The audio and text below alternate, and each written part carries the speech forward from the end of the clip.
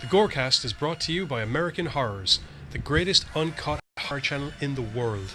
24 hours a day, 7 days a week, all horror.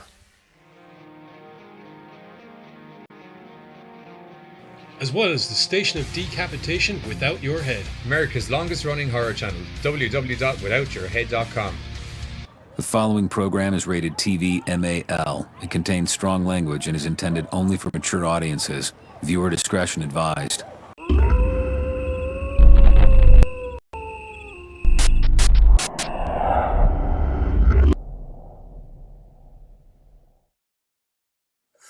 What is up, you beautiful sons of bitches? It's Sunday. It's Sunday. 11. It's Sunday. It's about 11. It's 11:02.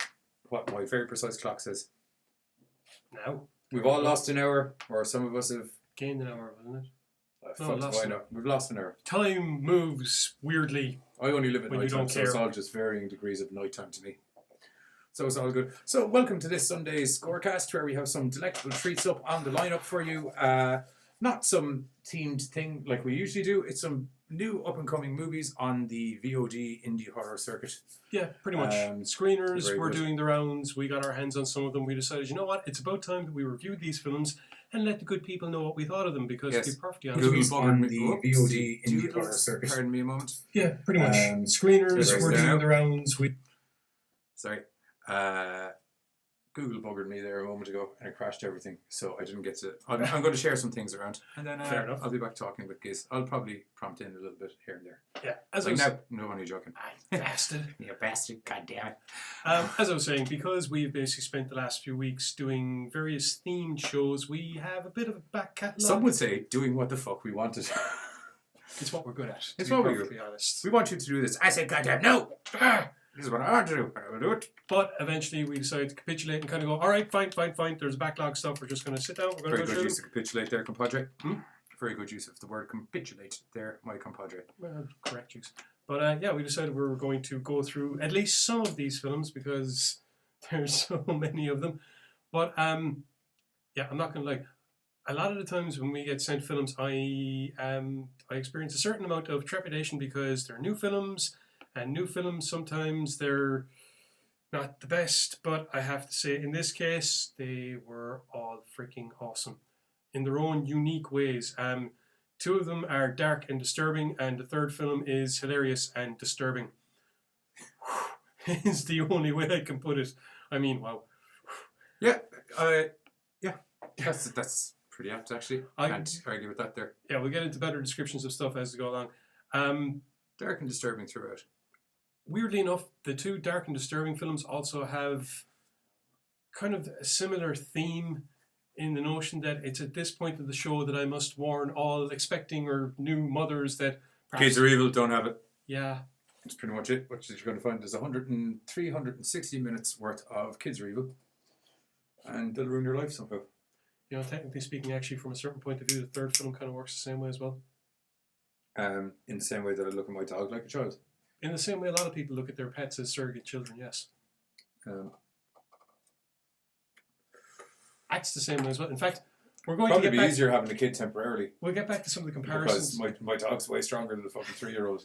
See, this is what I was going to say. We'll get back to some of those comparisons when we're actually talking about the film, because some of the ones you were making while watching were hilarious.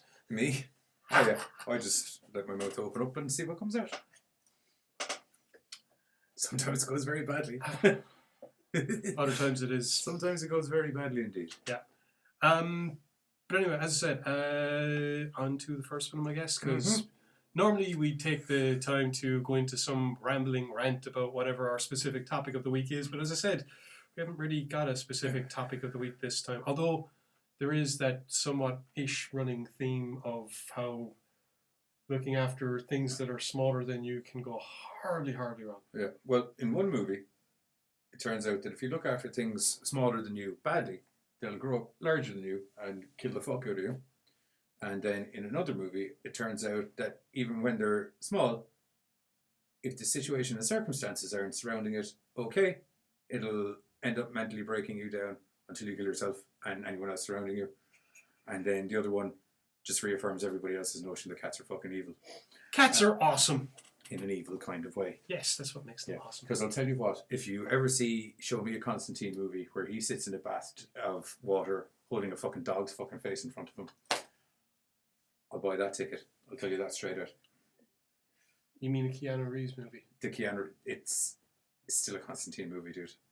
Let's not get into this. Look, it's very early in the show to start me off on a rant about this. Start you off on a rant. Okay, I'm aware the comic book is different to the movie, but sometimes there's also a better portrayal on screen at the moment. Yes, there is. I'm not disputing that. But as a movie, it was quite a good movie. If you pretended you hadn't read a comic book, and I just went in and saw Keanu Reeves, I was expecting The Matrix. He was wearing a trench coat. And then it turns out, no, it's not. It's fucking a very well written out, good, fulfilling the storyline. It just happens to be dog shit compared to the source material. Like, everything ever made. Ever. Hence, the meme, it's not as good as the book. Anyway, continuing on, we have 3 movies that have nothing to do with Constantine, comic books. No, that's not true. One of them has to do with a comic book. Come to shit. Shall we just go for it? We'll go for it. First movie up is The Lullaby. That's the one where it's going to mentally break down and realise that children are painful on the way out, actually. It lets you know that they're very painful on the way out pretty quickly into the movie. The Lullaby is a South African masterpiece in paranoid terror and absolute bad parenting. Well, I was gonna... Her mum's a bit of a C. We're just going to put it out there early on. Yeah. I don't ordinarily call people's mothers the C word, but she fit into it. Reine Swart, I think. Reine, R-E-I-N-E. I know that's how it's spelled. I'm wondering how it's pronounced. Oh, look, we got a message in here. I'm not looking up IMDb at all. Okay, fair enough. Anyway, Reine Swart plays Chloe, who is this small town South African girl. Eden Rock, I think, is the name of the... Eden Rock is the place, yeah. Yeah, it's the place that she's from. And she basically is just after giving birth. Yeah. The film starts off with this interesting prologue whereby we're informed of an atrocity that took place there in 1901, whereby the British took over the town, killed all the kids, all the men were gone away, they used the church as a hospital and basically did what the fuck they wanted to the women, and then the unwanted offspring They got rid of the repercussions. Yeah, the local priest and midwife because, sin, evil, You had a baby outside of marriage. I also had a sexual encounter outside of consent, but that doesn't seem to fucking bother you one tiddlywink. So we'll just casually snap the neck of this baba and chuck it off a cliff. There was an audible crunch when they did that, man. They did. I mean, that was... I won't lie to you. If you've ever heard a neck crunch, it's pretty fucking loud. You have heard a neck crunch. I do it on a relatively regular basis, and it doesn't even kill me. So that'll give you an indication of what sort of crunch will come out of an old neck. Oh, you're not expecting to go, wee! You know, it's not going to make that kind of noise. It is chunky. It is chunky. Yeah, like Sarah Lance from this week's episode of Legends, where she had the poltergeist moment with the head, which was fucking really cool. Tell you what, never found the poltergeist sexy doing it. That was pretty... It was good. Things go through your head. You've never seen the same version of Poltergeist that I have.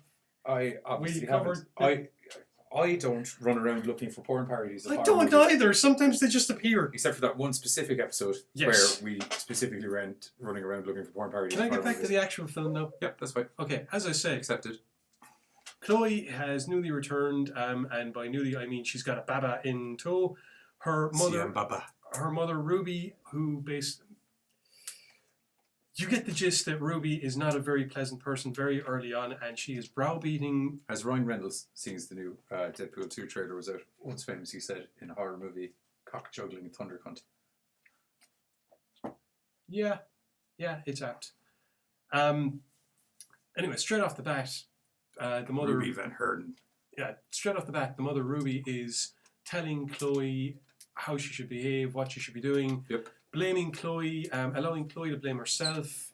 Later on, it's Chloe trying to convince Ruby that all of this stuff wasn't her fault.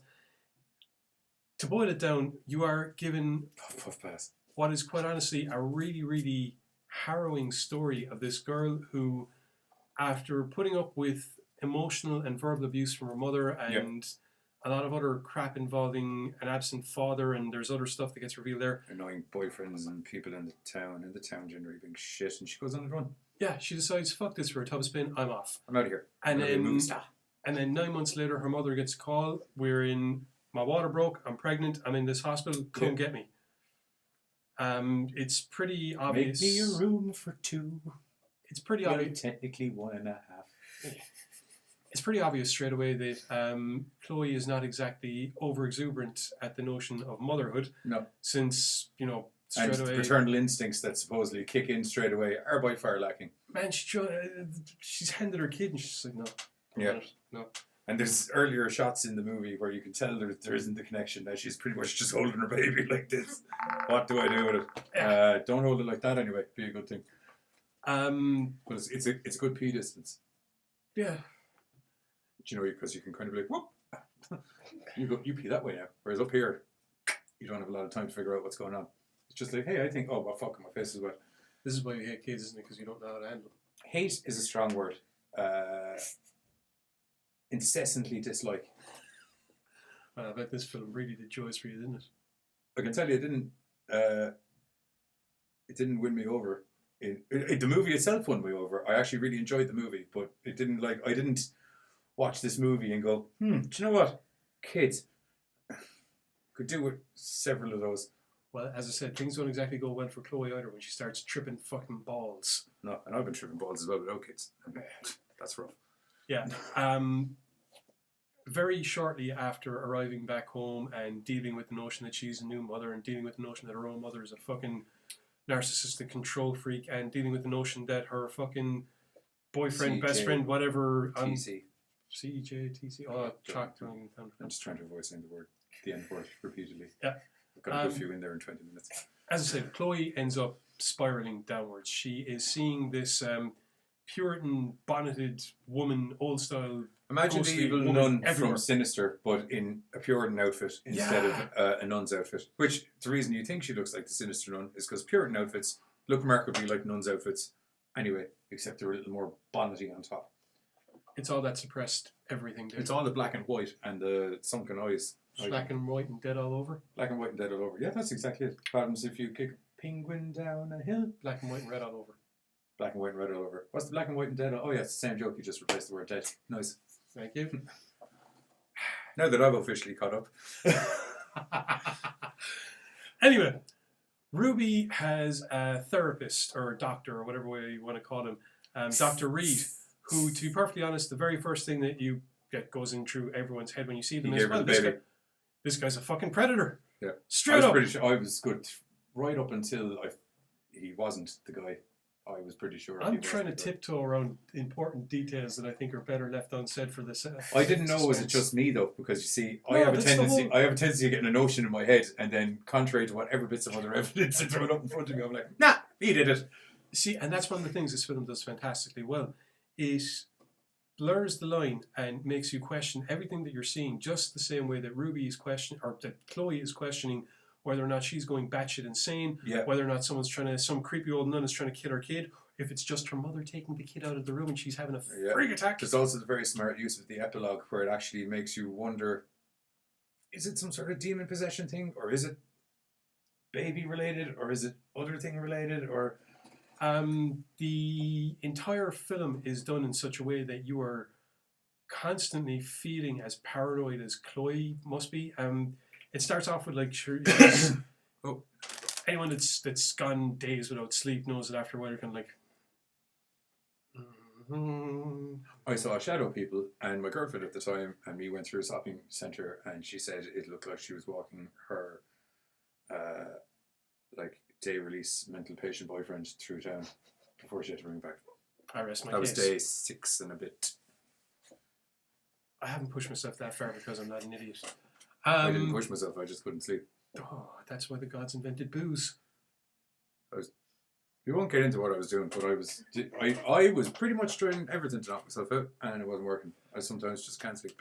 And in the case of Chloe not being able to sleep, this leads to mad hallucinations, which are compounded by the Well, as I said, by the life that she's living in and by the things that are slowly told to us over the course of the film that you can pretty much guess within the first half hour anyway if you're paying any kind of attention. I wasn't initially, and then it took me a bit longer to figure out. 'Cause I was sharing the beautiful article we wrote about everything today around it, and I missed a key point. Needless to say that Chloe has had a rather traumatic experience following a rather traumatic life, which was compounded by her mother being a rather dramatic and traumatizing fucking thunder cunt. I said it that time. Yep, that's fine. That doesn't add to my counter. It's all good. Yeah, this story is, from a certain point of view, it is predictable in that you know that things are only going to get worse for her, that it is just one long spiral, and that a lot of the things that we're seeing in this film are meant to show you exactly how far Chloe has deteriorated and how rapidly it's happening. It's also designed to blur the line. Once again, as I said, you have that interesting prologue.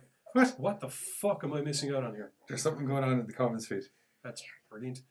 That wasn't your girlfriend, that was me. What? Okay. What? I'm very confused.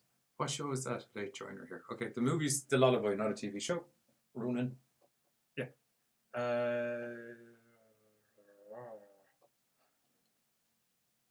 Yeah, there's a lot of stuff in this film that is designed to make you basically sit there, and as I said, you can predict, you've got a fair idea of where the story's going, but there's a constant level of paranoia and creep. It doesn't let up at all.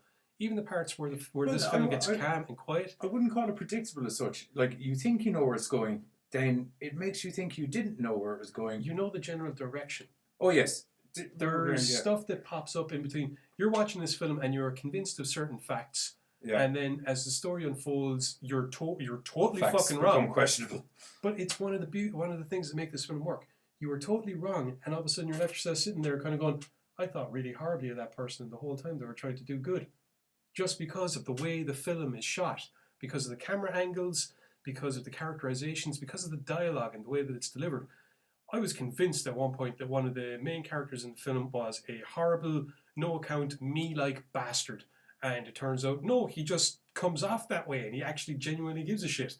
And it's a prime example of how this film throws you for a swerve, so much so that even at the end of it, you're not entirely sure if there genuinely was something supernatural or whether or not Chloe, in her dementia, caused... Jesus, imagine if there was the supernatural thing going on as well. That's a terrible, terrible amount of things to happen to one person at the same time. Exactly. There's that scene... #shitbuzz. That scene near the end of it in the house where she goes fucking completely bucket before she runs off to Adam. The place is wrecked. So you have to ask yourself, how much of that did she do before we even see what's going on in her head when she starts seeing the bonneted woman around the place again? Because that place is wrecked when Ruby is running around it.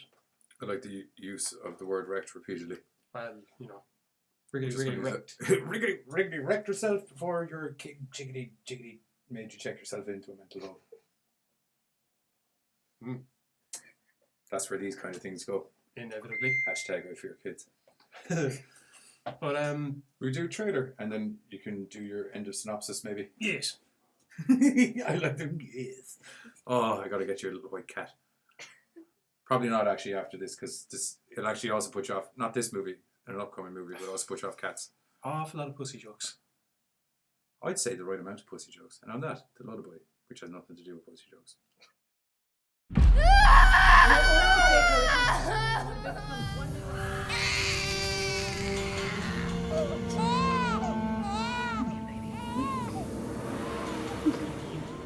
Chloe's back. She has a baby now. Simbamba, mama sakainki, mama's little baby.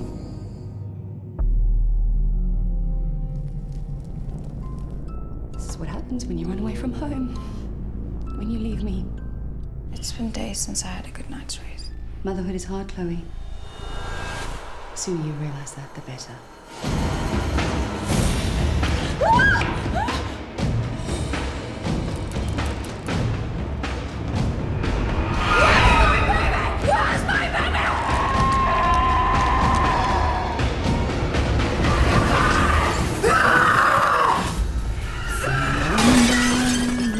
little baby. Wring his neck and throw him in a ditch. Step on his head, make sure he's dead.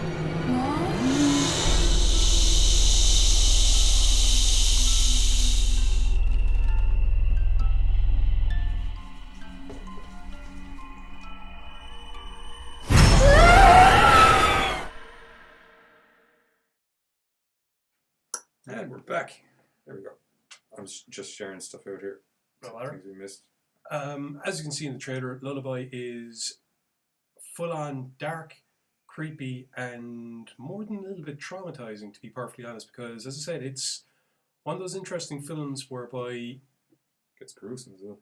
yeah, and you are left wondering, am I looking at someone that is haunted by a fucked up apparition of a really fucked up history of a general area? Or just losing their fucking mind.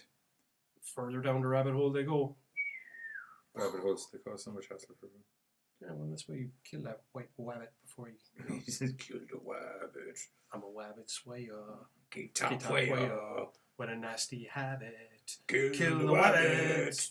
Anyway, so yeah, that's the Lullaby. As I said, a South African masterpiece in absolute paranoid-induced creepiness is the best way of putting it. I like it. Hmm. Accepted. Which brings us on to film number 2, I guess, which is not so much a masterpiece in absolute creep, but definitely a masterpiece in random death and destruction and the childlike innocence that can be enjoyed throughout this chaos, is the best way of putting it. You know? Nope. Nope. Right. So Alright, moving on to another movie. Yeah, pretty much. I'm aware. Okay. I'm trying to space it out, you see. I did a bit of the movie, then I was going back to this. Then I got distracted because you said something interesting, and then I started talking more about the movie, which delayed me from this. And now I'm trying to do it all now. Next movie, Bad Apples. Okay. In Bad Apples, Mrs. Block and her husband, whose name I can't remember, I was just kept calling him Idiot, have moved into a new town in which she is planning on teaching. Now, this is all well and good, except for the fact that a few years ago in this town, it seems someone got stabbed because they were pregnant and the boyfriend was pissed off. And I know I'm telling this all misjointed, but don't worry, me telling it misjointedly works in perfectly with the film, because it turns out that the entire story is told somewhat misjointedly anyway. That's opinion. No, it's fact. Because the two of us say it doesn't make it fact. I agree with you, but it's opinion. Anyway, one Halloween, these two girls who apparently survived... Shit, I wish we had the smoke machine that would have One Halloween. Lessons learned. Lessons learned. These two girls that survived, well, not dying when their mama got stabbed by the wank stain that decided to stick them, who refuse, point blank, to take off their masks, decide, you know what, fuck this for a tub of spin, we're going to go on a murder spree, and we're going to start off with our principal, who was in damn near everything. Yeah, he was in Cheers, wasn't he? And he was in a really good TV show that I liked, Grounded for Life, as the dad. It's got your man. What's his name? He's in Blade. You know, you can slice him, you can dice him, but he just keeps on coming. Oh, Bullock from Gotham. Yeah, and he's also in Sons of Anarchy. He's in loads of stuff. He's in loads of stuff because he's a really good actor. And he's also really large and ginger. Sometimes when they need a large ginger man, he's probably the guy you should go to. Or Seamus is shocking to see. Because he's also very large and ginger. It's kind of Or the guy that Can't plays act. Thor and Giant Spain in Game of Thrones. him too. There we go. Anyway, Now that we've got through our list of big gingers, moving on back with to the the small movie. ginger. As I said, Mrs. Block, which is what I'm going to keep calling her because I can't remember if she even has a first name or if it's even said over the course of the film. It might have been I missed it. No, my wife this, my wife that. Yeah. Herself and her idiot husband have moved into this place, and Brea Grant and her idiot husband. that's Brea- the actress's name. Brea yes. Grant is the actress, I know. Brea. Brea. Yeah. Brea? Brea. Brea. B-R-E-A. B-O-E-A. Idiot Boy is planning on, or he's not planning on anything. He's a nurse, I think. Yeah, that's it. So his night shift is going to be starting that night, and she's after going into her first meeting with the principal, finding out that she's going to have a job, also finding out that apparently it's a very, very Christianized town, and well, she might have to adapt to their learning methods, but it's all right because she'll fit in just fine. And that's all well and good until the two twins who refuse to take off their masks decide to bait the principal to death. I am back. When he asks them to take off the masks. Yeah. So, yeah. Beat him to death with his own statue. Yeah, and then And- stick a flag in him. Yeah, very Because they're patriotic. done. Yeah. Does that work with a flag? Stick a flag in it because I'm done. Stick a flag in me, I'm done. Stick a fork in me, I'm done. Customarily would be a fork.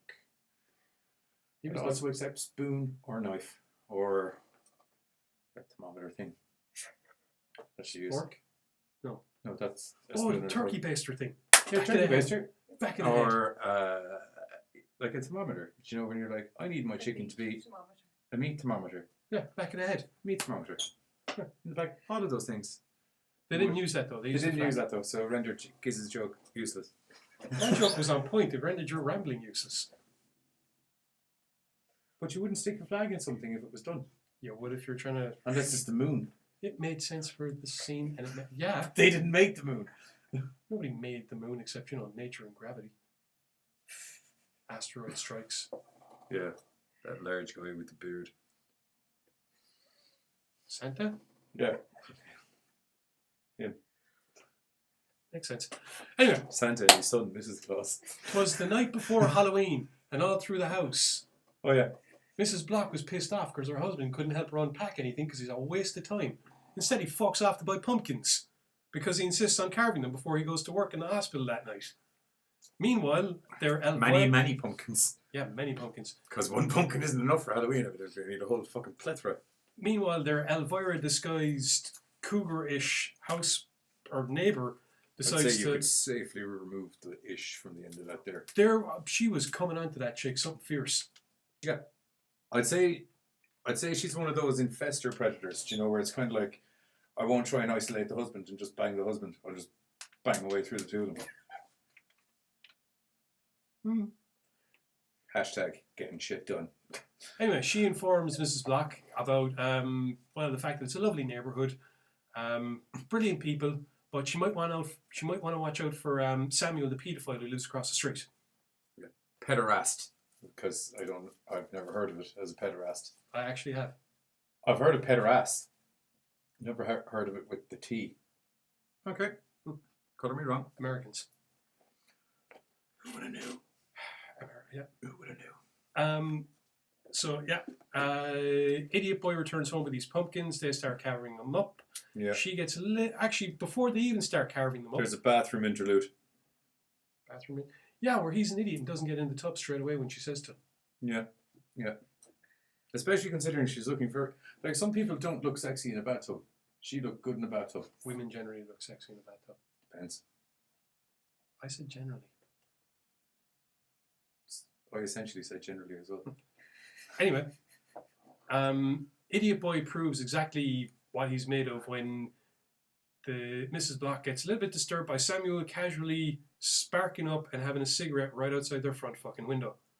Right outside their front fucking window. Right outside it. Just having a gander in, lads. Nothing to fear here. Nothing to fear here. She's like, can you please get rid of the pederast? He's like, oh, all right, I guess I will. Make sure he stayed. Hey, buddy, how are you getting on? Blah, blah, blah, blah, blah. Jeremy just said bite the curb, baby, in relation to the last movie. Has he seen it? Did he hear the lyrics from the song? He must have gone and checked out he was obviously watching when we put the trailer on. Do you know the thing that gives you a brief synopsis of the whole movie in about 2.5 minutes? Yeah. Anyway, sorry. It's just I couldn't not mention that because that's great. So, welcome to the Gorecast. Yeah, as I said, the scene is set. We have the creepy pederast neighbour that has heard himself being called in and has taken offence, and yet Idiot Boy doesn't do anything except politely ask him to leave. At this stage in the injecture, I have to believe, I have to take up sides with the wife because I'm kind of like, he was very far outside that window and she wasn't speaking exceptionally loud. So I feel that there's a chance he might have just went, yeah, she called me the pederast because he saw Elvira at the house earlier. Yeah, probably. Probably. She goes around telling everyone, he told the postman there was an ice cream guy just driving through here. Wasn't even his fucking district. He was just driving through. Hey, he fucks kids. Or tries to. I didn't. You don't get it in depth. You just know he tries to. Anyway, it's Halloween night, and the two girls that survived not dying when their mama got stabbed, who are, as I said, obsessed with masks, have decided, you know what? We're going out for Halloween to twit or tweet. So they'd all dressed up in their little costumes with their masks. And with their masks. With the pigtails. very, very realistic principal blood all over it. Yeah. Yeah. And the pigtails and the cycling of the bikes. And the kind of looking like... They weren't cycling bikes. They were Did you cycle bikes? at the start, At in the the opening start. credits. Not I'm when sure they go they- out for Halloween. I'm sure there's some bike ride in the middle. There's a lot of land to cover. Because they're in a trailer park. Yeah, and the very first person they hit is trailer park bitch. Yes. They egg her house, and then when she comes out, But then they get to a housing estate. Yeah. That isn't a trailer park. So I'm sure there's some sort of transit. Regardless, they walk around. I was trying to paint a picture after interrupting my picture. Anyway, they kind of look a little bit punky. They very also Bob kind of Ross. look at. They also kind of just get a little bit of crimson blood here, and we just spackle it on. Spackle it on. We just Just gonna whack it We're off. just going to whack it off. Whack it off. Just going to whack it off. Ah, Just going to whack it off. Bob Just going to do it on here. Little V. Make a Dead little Ross, tree. Bob Poo. Little V's make little birds. You know that? Little V's, but upside down V's. Make little trees. Just whack it off. Anyway, the girls proceed to play the deadliest game of trick or treat ever, whereby if you don't answer your door or you don't have a treat, well, they're going to come in there and they're going to get you. Also, if you don't have any form of Halloween decorations outside of your house, they're going to come in and get you. And also, if you do have Halloween decorations outside of their house and they just kind of don't like you or they happen to think they can come in and get you, they're going to come in and get you. So we lose trailer trash, we lose old woman. They Pederast. they take their time with the pederast, which is actually hilarious. Yeah, because he's kind of liking it initially until the stabbing starts. Yeah. Like most pederasts, actually, where they kind of like it initially until the stabbing starts. Okay. I have the movie Hard Candy comes to mind. So glad I didn't go and see that one. Cheated. That's good. It's good. Is that what you said? I don't. Yeah, Oh, okay. he's trying to bang young kids. I wasn't. Yeah, like you feel like you. Sorry, I I can just hear the audience in the background going slicey, slicey. Yeah, like your manhood initially would be like, oh my god, I can't believe you're doing that, and then your brain would be like, well, in fairness, you know, he kind of does do that, and then eventually your brain and your manhood align and go, fuck him. That's basically it. Fair That's my enough. quick synopsis of Hard Candy there in the middle of the bad apples. Hard candy apples. Bad candy. No, I liked hard candy apples. Hard candy apples. There you Yeah, go. that was pretty good. That was pretty good. So yeah, we nearly have. Actually, we kind of do have that moment in the film. Do they strike though with the blades? No. It's into the back. Into the back. You get the impression they're going to have a little more fun with him before they leave the house. Yeah. Yeah. So there is that. I'm not gonna lie. For a minute I thought he was going to take my approach with the whole. He was just being so That's casual. a very bad way to start a sentence there, man. He was being so casual with the two killer girls that were, in a case of, well, this is new, this is fun. You see, he's weird in the head like you're weird in the head, where if two killer chicks came into your house dressed like that, at no stage would it initially go through your head. Because Giz watches a lot of questionable material. over 18s movies, is what I was going to say. And it wouldn't even dawn in your head that you're like, this could be a dangerous situation. You're just kind of like, awesome. Any minute now, some guy as a plumber is going to show up, and then he's going to be like, oh, I left my... Why would I want some other guy to arrive at me? Because I don't know. That's the I'm way the these things, plumber. That's the way these things I'm go. the plumber in Why this. are you the plumber in your own house? Because they're the one in their pipes cleaned. No, but you're just the guy in the house. Yeah, that they've come to visit. The way I'd envision the movie, off the top of my head, if I was to pitch you a plot, I would imagine I'd go home invasion style with it, but the two girls end up taking you as their hostage and doing things to you. But then eventually it starts to get to a level where it gets a little bit too bad and you need out, at which stage you have booked a plumber conveniently who then shows up and there's some sort of fuckathon that happens that ends up him getting you released. Can it be And a the girl's getting arrested, and then there could be a sequel where it takes up with them in prison and they go off in their own hijinks. Can it be a half female plumber instead? Yeah, it's your fucking porno, man. I don't give a fuck. I just pitched you a plot. If you're the one investing the money, I'll put as many fucking plumbers in there as you want to. I don't mind. Female. Whatever. Anyway, the girls continue their killing spree until... I'd like to point out when it comes to me pitching you a porno movie, by the way, you didn't get pissed off at me about interrupting you. If I interrupt you with anything else... For future note. Anyway. The girls continue their killing spree and eventually arrive at, well, the obvious door. So while Idiot Boy is inside in the hospital, swiftly tending to the wounds of the pederast across the street... Yeah, because they left him for dead. Yeah. But he's got a rape alarm. Well, he's got like I'm a rapist alarm because the law realised that people like this have a tendency of people showing up in their house and beating the fuck out of them. So there's a help. I've been beaten up. I've been vengeanced. Yeah. Yet again, not unlike Hard Candy. Kind of, hard to feel bad for the guy. But anyway, this coupled with his wife's phone call saying that she's very scared prompts Idiot Boy to not go home at first and instead bleed his heart out to this other hot nurse that you reckon he's going to tap right there and then. Yeah, there's a very, very thick tension of... Yeah, it's literally like, fuck your wife. Basically. She's scared, she's home alone. It's Halloween, she's obviously scared. Fuck your wife. She's home alone, she's obviously scared, and this closet over here has no one in it. Yeah, Let's she go. is obviously not getting stabbed to death. You know that. Just as it cuts back to, I'm about to get stabbed to death. Yeah, because the twins are outside her door trying to kick in the place, and she wants... I've run upstairs when I should have run downstairs and I've fallen over this many times. Shit's going wrong. Yeah. We jumped ahead a little bit. No, we're... Yeah. They show up at the house and there's some great madness interluding into getting into the house, and then... Do you know what I love? I love how they prance around all cutesy when covered in blood and doing horrible things. I love how the boyfriend is so Idiotic. over the top nice that you want to murder him, and then When you stuff feel very happens. satisfied by the end of the movie. Not that he was a bad actor now or anything. I feel he was. No! I feel he was.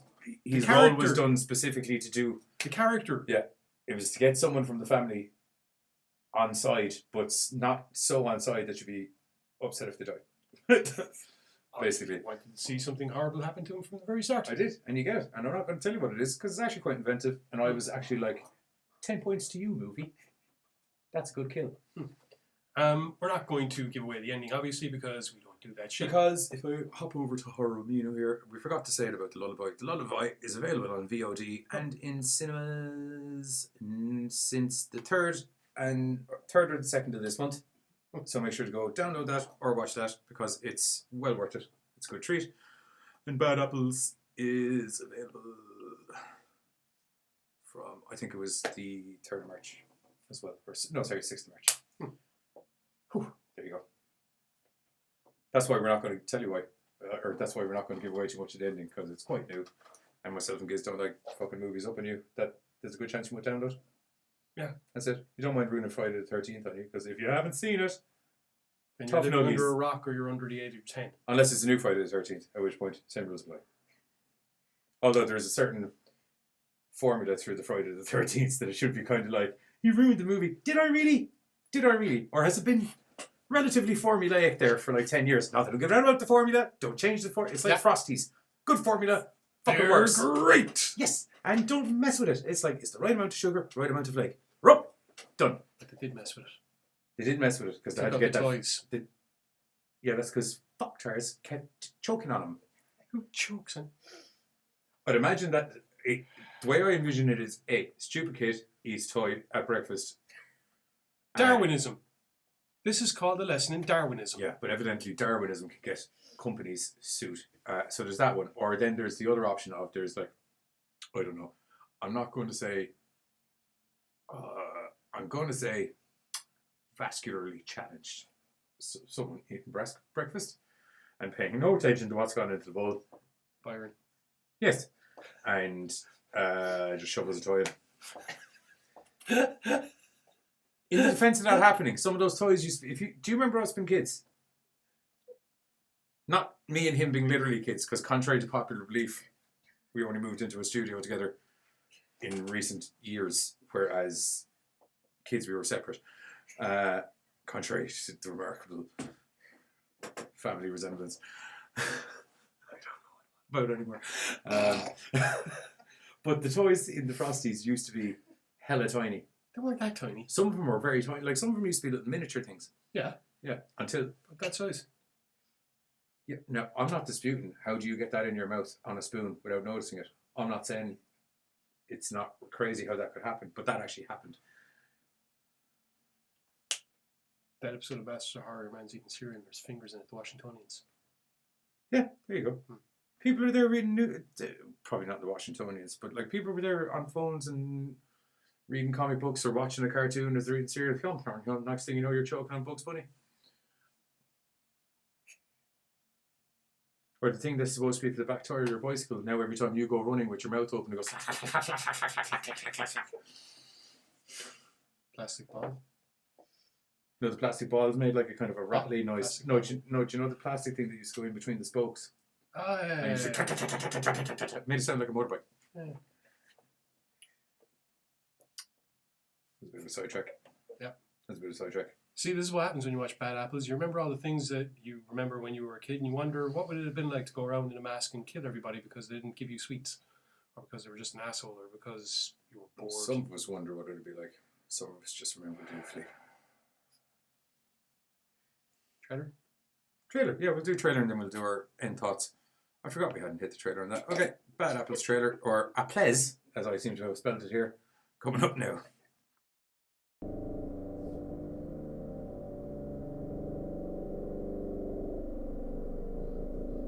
Now, you may be used to certain teaching methods back where you're from. This is a very particular town. We have to watch these kids closer than ever before.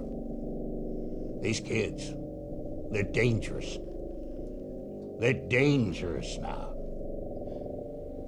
I'm sure I'll do just fine. There's somebody at the door. Of course there is. It's Halloween.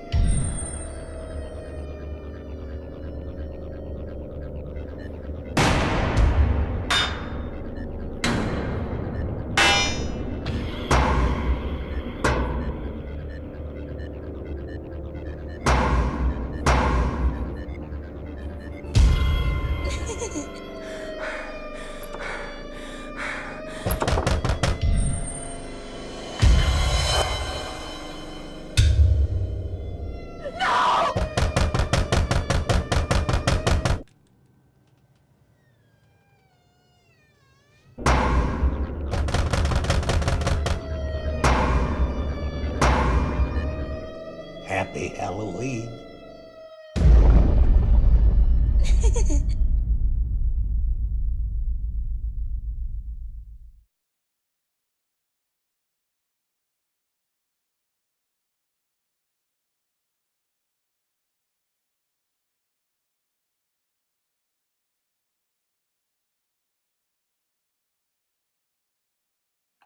Oh, no, OBS delayed. Bastard in the Again. bin. Shaky fist hard, boy. Oh, this asthma is really manifesting in a strange way, isn't it? Yeah, absolutely. Yeah. So anyway, as I said, Bad Apples is basically a nice little roller coaster of violence that hinges on the notion that kids are malicious, horrible little fuckers, especially Are when the creepy kids creepy? They Oh. fucking are. Yeah. Are the deaths violent and gory? They fucking are. Is the music really good? I thought so. Do they take glee in every single homicidal act they do? They Oh do. my Gods, do they? And it's so cute. They the way do. they're bouncing. Shot really well. Soundtrack's really good. There's some really good little creepy prelude moments. Like what I'd happily accept as a replacement for the jump scare, which is like the anti-jump scare, where it makes you think something's going to happen, and then it's like, oh, That works better sometimes, I think. it does, yeah, but it leaves you hanging.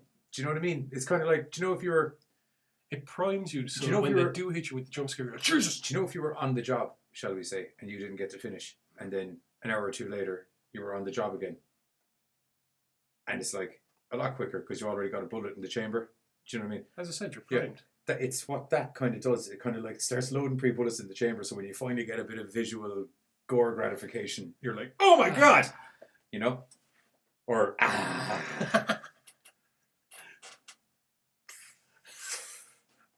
It's a good movie. It's a good movie. It was a good movie. Yeah. Very much enjoyed it. Another one whereby you are left feeling somewhat disturbed only because, and here's the part where we ended up kind of looking at it going, they do like a prologue or like an epilogue wherein it's like the story is being told from a third perspective, and I just feel that it would have been better if that had been used over the course of the film, maybe, and you could have had the events being unfolded as it was a story. Interspersed it in between things. Yeah. Or even if they did I know it's a bit done, but the reason it's done is because it's a classic way of getting into a story, which would have been where the girl starts telling the story and then slowly her voice fades out and it goes into the movie, and at the end it comes back to you're one freaking out about not or even knowing. There's times about these things that can happen. Yeah, there's times in the epilogue where your one that's being told this story is kind of, whoa, what do you mean? They could cut back there and have the couple of gags that they had and then get back to the actual film itself. Yeah. But apart from that's, to be fair, that's probably our one and only criticism, and it's not really a criticism so much as we feel it might have worked better if it had been done. That's why I said at the start of the movie that I said it's not fact, it's opinion. And myself think it's his opinion. It would have been a little bit better because it just felt, because it was a long enough scene at the end of the movie that it just felt very disjointed from the end of the movie, because it was quite a good end to the actual movie section, shall we say. It was quite a good end and would have had a bit of a better pop off it, I think, if it was a bit of a shorter outro. Maybe the last couple of minutes of that. Just to her, I'd say pick up literally where she starts freaking out at the friends about, thanks for telling me blah, blah, blah, blah, blah. I'm going to bed. Into the shit that happens in the bed and then onwards. Yeah. Onwards to the credits where there was quite a good shoot, if I remember correctly. It's catchy. It was good music for all of them. It's good music for all of them. I have to say that these, not that it's a different company for Hell's Kitty, but the other two are Uncork'd. So you and I are always very happy with the Uncork'd stuff, but these, even in the Uncork'd level of things, were exceptionally well put together movies. Like some very, very smart shot arrangements and stuff. As I said, like with Lullaby, they were kind of telling a story while the dialogue was going on with the screen. The visuals were doing. I mean, there was, because of the whole notion of paranoia, that fisheye thing that you that's used at times when Chloe feels that she's losing her grip, and it's a great one for putting the viewer in the position of her whereby you're not quite sure what you're seeing and everything's disjointed. And, there was some very, very smart editing, some very smart cameras in both movies. Yeah. And actually, for what the next movie is, segue, as they do on Wrestle Talk. Segue. For what it was, there was some very smart camera shit in Hell's Kitty, which is as we said, if the first two films were dark and disturbing, this one is hilarious and disturbing. I'd actually suggest watching them in the order myself and kids watch them in, because they actually set each other up quite well. Yeah. Even though they're all separate movies.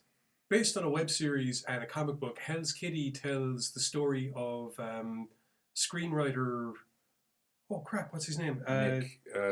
Nicholas Tana is the writer, director, producer. That's Nicholas Tana is the lead actor as well. Yeah, but is that the name of his character? Does he call himself Nick in it? Yeah. Oh, okay. Tells the story of it's why it's this is essentially based on a true story. To a degree. Well, it's based on a true story that there's a director named Nick who's also a screenwriter. Who also ended up doing a comic book about the fact that his cat is very probably possessed. Yeah. That's pretty much the overview of the movie. But it's also the reason it's also possibly based on a true story, because all of those are actual facts. So, there you go. Based on a true story in the notion that his cat probably buggers up his sex life, not based on the true notion that his cat is actually... He genuinely thinks the cat's possessed. You should read one of the articles they do about the episode sometime. Is it? Why? Why is... Oh, that's fine. Okay. All right. See, we're all good. Yeah, as I was saying, Hell's Kitty basically is... You have Nick, and he's sitting down, and he's talking to this guy, and he's describing the events that have led to him sitting down talking to him. And all of these events revolve around the fact that his cat is basically possessed, and anytime he has a woman back, invariably the cat will scare them off or possibly try to fucking kill them viciously. Yeah. It's I got it. because it's a web series, and once again, it's probably, or no, you were saying this the same way in the comic and the web series where he's sitting down and he's telling a guy all of this stuff, yeah? I haven't read the comic. I said that I was aware there was a web series and a comic. Oh, I thought you said you'd seen bits of it. No. Oh, okay. I said we should take a look at some of it before we went live. Which we never got around to. We never got around to doing, no. One would assume that because of the way that it's done, that the episodes of the series would be each individual scenario that gets played out over the course of this film, because it does kind of like, well, this happened this day, and then a few weeks later this happened, and a few weeks later this happened. Basically, fed up by all this crap. Nicholas, thank you. Fucking keep forgetting his fucking name. Fed up with all this crap, Nicholas decides to go to a pet therapist eventually. This is after the cat has ruined things once again with the most recent girl that he brought back, Lisa, after Angel, his cat, scratched it on the wrist. I don't know, was it slightly confusing in the storyline, but myself and Giz had got what level of therapist that the lady was mixed up with, because initially we thought it was his therapist. We were talking, and we missed him when he was explaining we it were to his talking buddy. and also laughing our asses off, because it's actually hilarious throughout. So I think we missed a bit, but yeah, that was a great moment at the end when it just said the thing, and we were like, oh, that makes so much more sense now. It was like a little win at the end of the movie, of a general Winnie movie anyway. Yeah,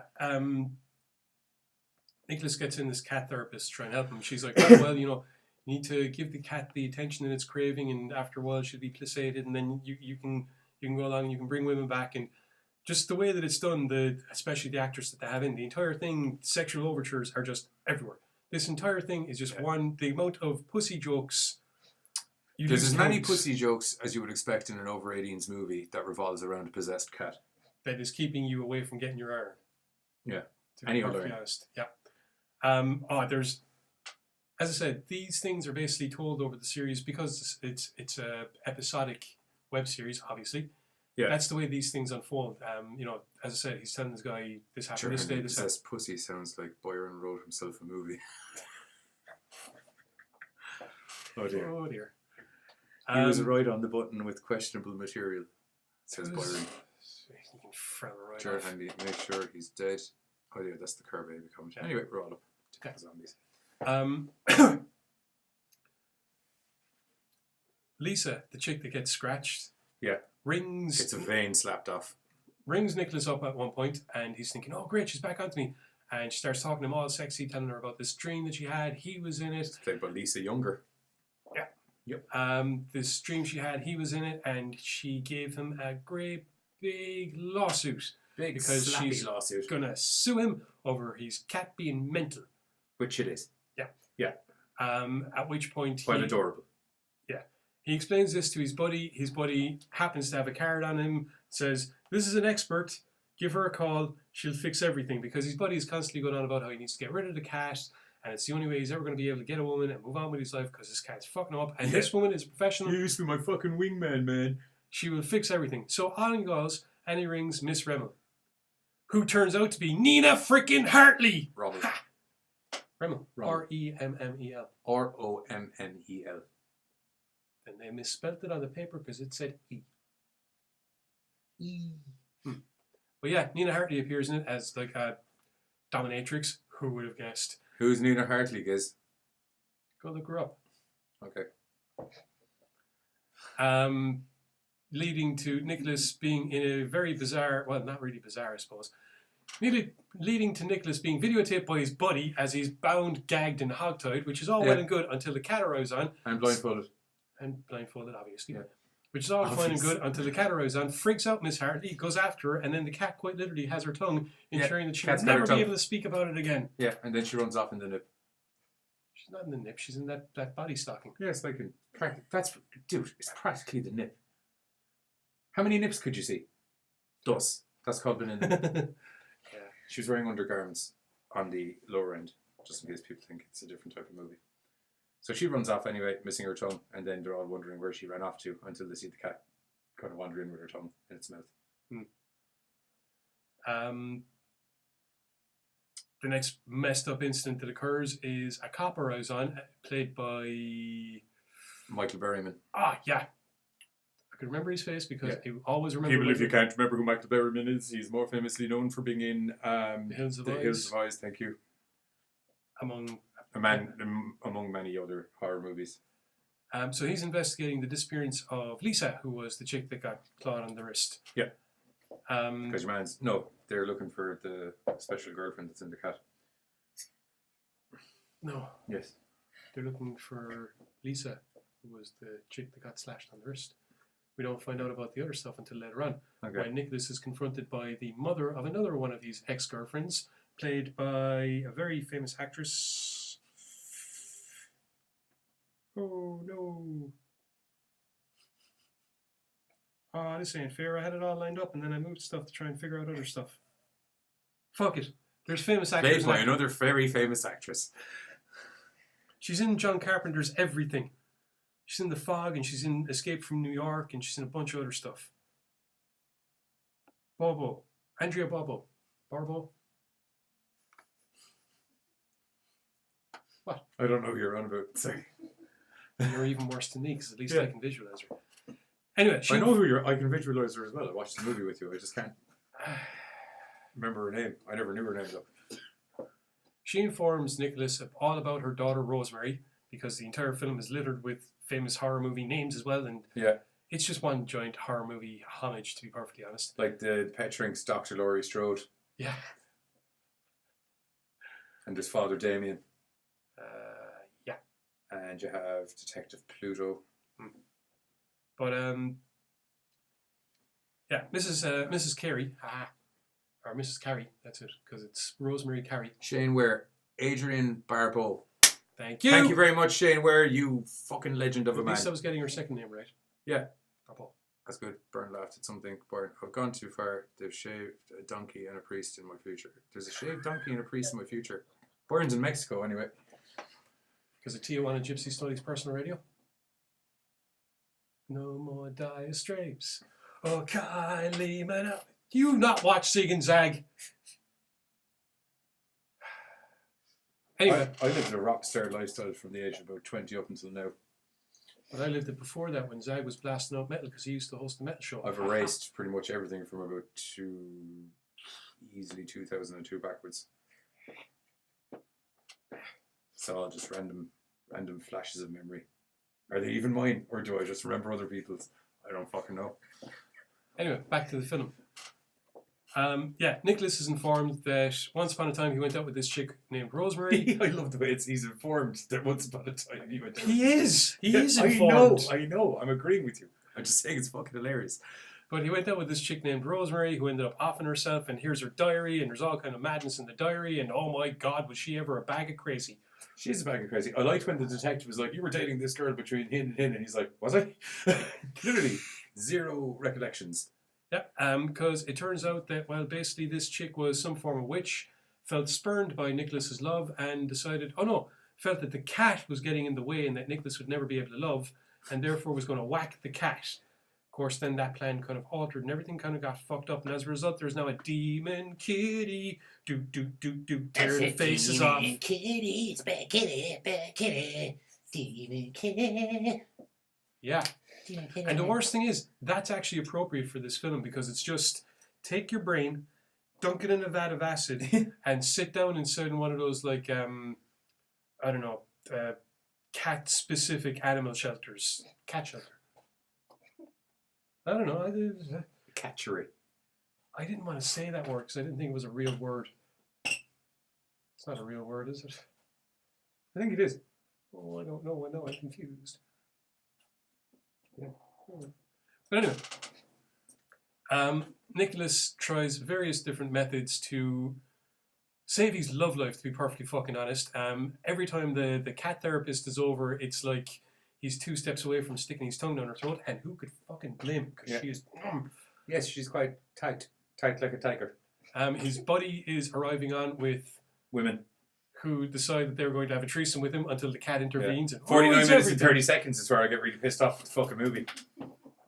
49 minutes, 30 seconds. Well, 33 seconds if you want to be precise. But in the general 49, 25 seconds to He about was 30. pissy for about a good 10 or 15 minutes. Well, the movie that we said it seemed like it was going to be, that we said it definitely didn't turn out that it was going to be, for a moment in the middle, it seemed like it was actually going to be that movie. And then about 49 minutes and 30 seconds it proved that it wasn't. And I got really pissed off. Then 10 or 15 minutes later, a priest was getting flaming cat shit chucked at him, and he was all on board again. And there was a large kind of German bisexual lady getting eaten out by a cat. There was a literal pussy licker that was a pussy. She was an interesting woman. She was a strange lass, all right. She was one of those kind of exceptionally... I wasn't going to dwell on her. She was one of those kind of exceptionally memorable women that if you were to have met her at a house party 20 years later while you're talking to your best friend, you'd be like, remember that crazy German one at fucking What's Her Face's party? Fuck, do I remember her? She's mental. Not going to lie, but there are one or two women that I can think of like that. Yes, that's why I mentioned it, because she fits in that category. Yeah. This one nearly crashed my bike one time. Your fault for letting a crazy drunk chick up on your bike. She wasn't drunk. It's your fault for letting a crazy chick up on your bike. Agreed. Yeah, Hell's Kitty is just hilariously it really is entertaining. Yeah. The gore is fucking impeccable in it. Yeah, mixed in with some fantastically hilarious puerile humour. Some fantastic, terrible, but fantastically appropriate CGI. Cameos all around, not just by actors, but by famous creatures, because let us not forget, at one point there one of the killer clowns from outer space shows up and gets the fuck kicked out of him by a cat. Yeah. Which is cool. Cat dodges the laser beams, then shoots fireballs out of his fucking eyes, thus setting the clown from Killer Clowns in Space on fire. And that is like this much of the mental shit that happens in the movie. There are priests. It's like a footnote. There are priests getting evaporated and or fucking covered in tortured. There's many female murders, more inventive ways than other. There's one girl on cat action scene, as we pre-mentioned. Yeah, that is some pussy on pussy action. There's one possible threesome that you're really plugging for because the lead actor kind of deserves to get his rod. Not just his rod, he needs a night off, man. Because seriously, it's like the cat is like the bitchy girlfriend that people have. Do you know, where it's kind of like, I'm just going out with the guys. I'll get my coat. No, do you know, I was just going out. But I thought, with the way I said it, with just I'm going out with the guys, might have given you. And even when it does go, you're not coming. Don't be putting on your coat. Or she's put on the coat. Okay. I was going to say, it's that kind of thing. Even when it does go his way, it's ruined. Yeah, that's because he wants to stay with the cat as well. He's as much of a sap for the cat as the cat's a bitch for him. No, wait, no. Yep. He's pussy whipped. Pussy cat whipped. Perfect. Yeah. Fuck, he's literally pussy whipped, actually. I genuinely have nothing to say to that.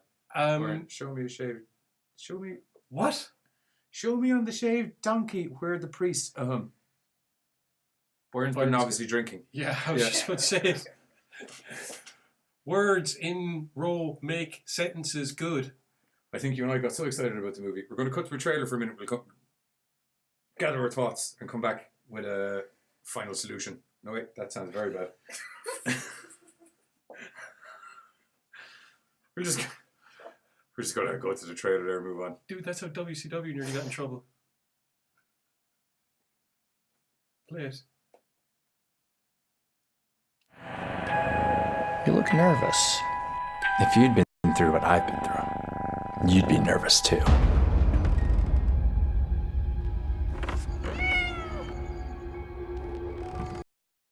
Angel.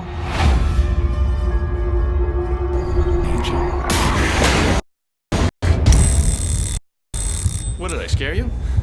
I just brought you some milk. But the nightmares just kept getting worse.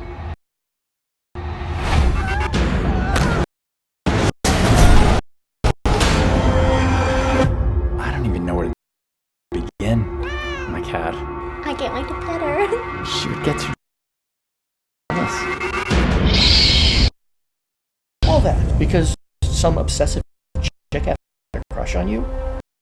I'm telling you, man, you need to exercise that cat. Have you ever performed an exorcism on a cat?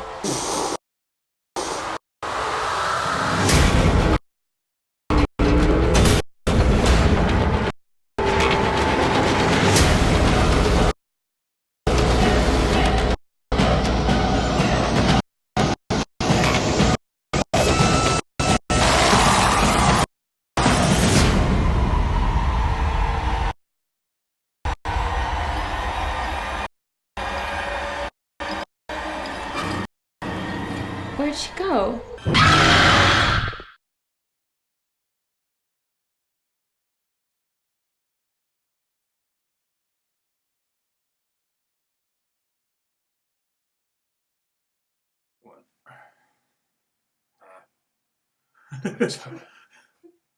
Sorry, wait. Whoa. Is that You got it? Yeah. Sorry, we had an idea we were going to do something, but it just wasn't going to work. I'll put up the Hello Kitty comic. From what we understand from looking up a bit of the history of Hello Kitty, it turns out that in the mini web series that it is essentially a larger version of the movie. The film is a compressed version of the series, with most of the same actors appearing in it, by the way. Yeah. Which I thought was actually pretty fucking cool. If nothing else, Hell's Kitty gets you in the mood to go and figure out exactly what the series is like. Probably go and get the comic, because it's just insanity on a really cute, fuzzy little stick that insists on ripping people's throats out and goring them and just mutilation. What the smeg? Yeah, strange enough, Hello Kitty, die kitty, die kitty, die. I'm just trying to find some of the Hello Kitty comic. I doubt you would. No, that's definitely Batman. Yeah. But yeah, Nicholas Tana does a fantastic job of writing, producing, directing, and basically putting his one-man showing.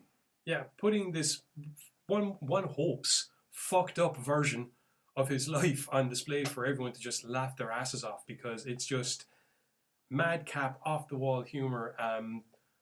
The entire film is, like I said, one huge homage to horror, whether it's because of the actors that are in it, because of the names that are being used, because of the situations that are being parodied, or just because of the kind of humor where, you know, they poke holes and poke fun at classic horror themes and classic horror genres.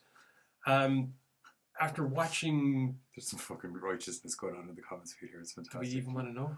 I'll give you a little insight. Byron, I have to ask you, do you know do you know the thing I love about you? My curvy physical attributes. I was going to say nothing. Byron laughs, but you have given me a lot to ponder. Possessed pussy could be awesome on a shaved donkey. Could be awesome. Come back to the fold. I spelt it wrong, didn't I? Yup. Put down. Scene. Stop drinking the lighter fluid, Byron. Your brain cells are dying word by word. Yes. Yes. Oh, that's disturbing. Holy moly, that's good. That's some good commenting going on there. That's actually as funny. That's. Yeah. If you guys need to hire Jer or Byron for your professional comments feed, by all means, feel free to grab them on their website, entertainingcommentsfeeds.com. Just remember, if you bought it, they'll probably break it. If they're in the same room. Yeah, probably. Which they probably won't be on your comments feed then. Back with them. Yeah, as I said, Nicholas Tana does a fantastic job with Hell's Kitty. At the very least, it makes you wonder what goes on in the web series, because I was looking at some of the characters, and there's like voodoo priests, and there's voodoo priests, there's and a Mexican exorcist. There's a Mexican exorcist. I think there's at least a new girlfriend every episode. Well, there's a new lady interest every episode. I wouldn't call them girlfriends. Yeah, I don't get that far. Yeah, yeah. Not a lot of second dating going on in Nick's life. Yeah. Unless when they come back from the dead. But they don't all die. They just get clawed and some of them get clawed the fuck up. Yeah. You're convinced that one of them has a broken neck, but no, it turns out just concussion and scrapes. Yes, there's that too. And then there's demon witches. And gypsy spellcasters and general mystics gone awry. Yeah. Anyone that's into kind of madcap supernatural humor and just wants to sit down and laugh their asses off, go check out Hell's Kitty. Go check out the series. Go check out the comic, because odds are you're going to be sitting there with tears streaming down your cheeks, and you're going to be very, very nervous about your pet cat or stray cats. Muffles. Anyway, another thing that it has is a freaking awesome soundtrack. Segue. Which we're going to end with. Yes, we are. What's the name of it? Chainsaw Kitty. Chainsaw Kitty. Because it's fucking addictive. Chainsaw Kitty. Chainsaw Kitty. Chainsaw Kitty. Oh my god, it's unbelievable. That's great. So, for myself and the Giz, next week we're going to be doing... We're going to do next week. I don't know. Oh, there was the third season of Masters of Horror. That isn't actually Masters of Horror. Fear Itself. Yeah, that one. So we're probably going to cover that next week. And other than that, from myself and the Giz, and soon to be Hello Kitty, Not Hello Kitty. Hell's Kitty. Chainsaw Kitty even. Gorecast. Outskis.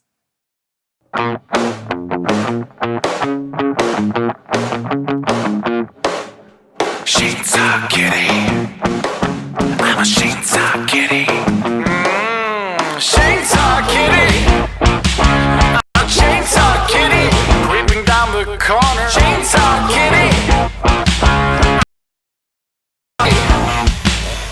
My chainsaw slices away the fat. Don't wanna die on something more. It's time to cut another cat. Someone scratching at your door. Well, I gotta wait. Nightmare that's in store. I'm a Chainsaw Kitty. Chainsaw Kitty. Chainsaw Kitty. I'm a Chainsaw Kitty. I'm more like those other accounts. My spirit looks for danger. Avoid my scratch.